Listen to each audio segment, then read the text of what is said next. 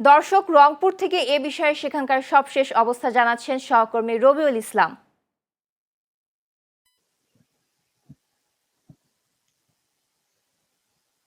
জি, প্রিয়া, আপনাকে ধন্যবাদ জানাচ্ছি। আমি এই মুহূর্তে দাঁড়িয়ে আছি রংপুরে কাউনে রেল এবং সড়ক সেতুর মাঝামাঝি তিস্তা নদীর উপরে।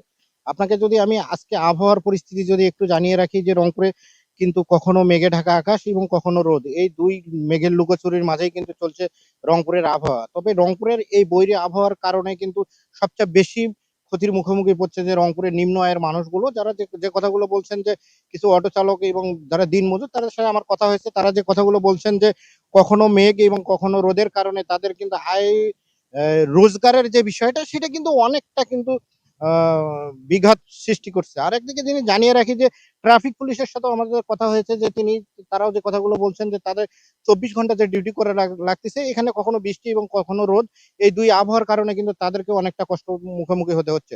তবে রংপুরের বৈরী আবহাওয়ার পরিস্থিতি কখনো মেঘে ঢাকা আকাশ এবং কখনো কিন্তু রোদ, এভাবে কিন্তু চলছে। তবে রংপুর আবহাওয়া অফিসের তথ্য অনুযায়ী যদি আমি আপনাকে একটু জিনিস জানিয়ে রাখি, প্রিয়া, তাহলে আপনি বুঝতে পারবেন যে রংপুর আবহাওয়া অফিস যে কথাগুলো বলছেন, যে আজকে সন্ধ্যা থেকে কিন্তু রংপুরের বিভিন্ন এলাকায় কিন্তু ভারী বৃষ্টি এবং হালকা বৃষ্টি এবং বজ্রপাতেরও সম্ভাবনা আছে। তবে রংপুরে গতকালকে আমরা যদি আপনাকে যদি কাল 24 ঘন্টার কয়েকটি কথা বলে রাখি, যে রংপুরে কোথাও কোথাও করে দেখেছি যে ভারী বৃষ্টি এবং গুড়ি গুড়ি বৃষ্টিও কিন্তু হয়েছে। তবে রংপুরে সকাল থেকে এখন পর্যন্ত কোনো বৃষ্টি হয় নাই। তবে সন্ধ্যার পর থেকে বৃষ্টি নামতে পারে, এমনটি কিন্তু আমাদেরকে জানিয়েছে। তবে প্রিয়া, আমার কাছে এতটুকু ছিল।